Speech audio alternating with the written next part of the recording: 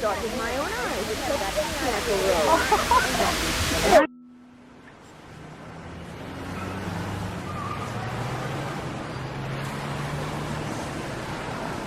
So we sort of talked about this last time, but this this woman, this figure, is based off of, you were saying, an old poster. Yeah, Rosie the Riveter poster.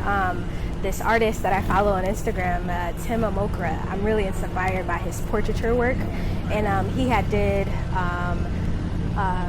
a composition similar to this one here, and I thought, oh, what an awesome way to uplift the community, you know, during this time. So it's not a person that I know, but just a random face. Right. And I just thought it would be powerful for, you know, people to see as they're walking by or driving by. So. And I noticed this before when we talked about it, the drips that go down from halfway of her body. You improvised that, sort of? Yeah. You want to do freestyle a little bit? Yeah, like when I got halfway down with the plaid shirt, I'm like, oh my gosh, I don't know what to do.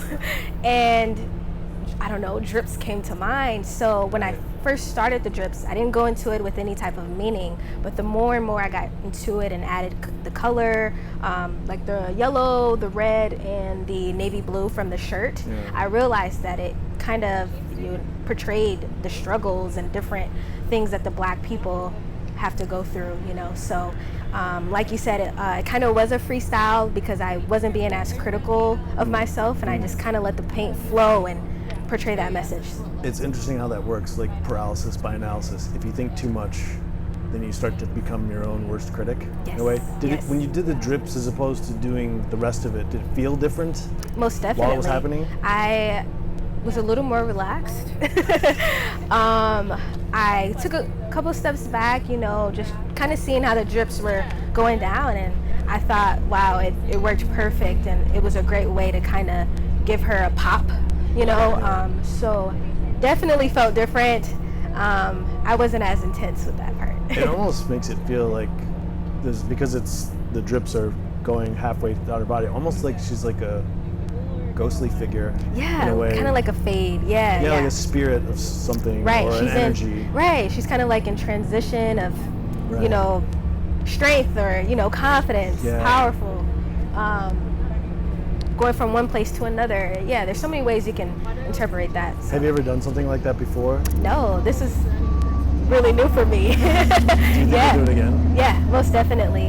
Because I had so much fun doing that part, and I definitely think it helped the figure pop out in a unique way. So. Yeah.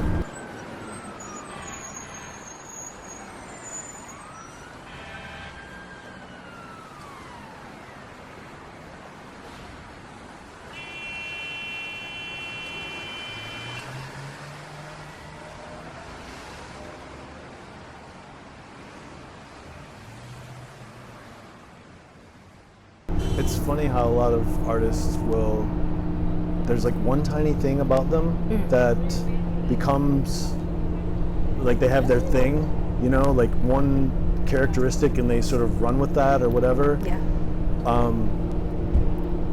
Have you found those types of things before in your work? Like, do you notice a pattern in, because you said you do charcoal on paper or murals. Is there a common factor that you intend? Yeah, most definitely. Portraiture, you go to my page, you go to my website, any of my socials, you'll know, okay, her focus is portrait work. And my intentions with the black and white is to kind of, you know, portray a sort of strength and confidence without color. But you'll also be able to tell that I'm really into nature as well. And at one point, I was giving all of my portraits a crown.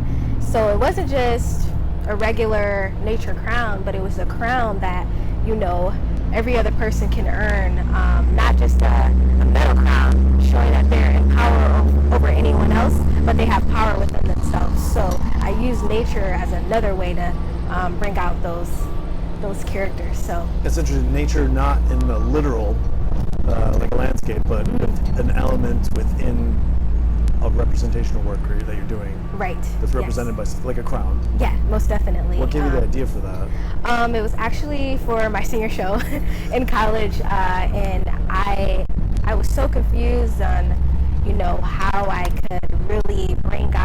character. So I ended up interviewing people that I knew, and I asked them about their passion and why was it important to them. So I was able to tell their stories through my passion, but to show that you don't have to be famous to be well deserved. You don't have to be famous to not have a crown. So I really wanted to give everyone their own crowns and to show, like, this is what this person have a passion for, this is what this person have a passion for. So the crowns really pulled out their characters, their strength, and different struggles and things that they had to go through to reach their full potential. So. Do you think we're convinced that there are a limited number of crowns by people?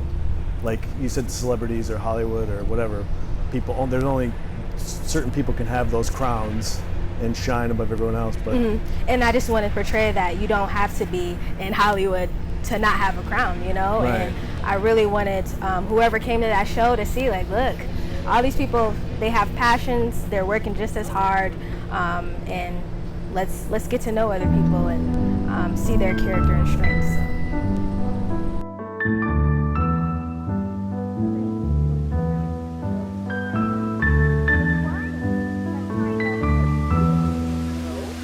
I saw it with my own eyes. It's such a natural rose.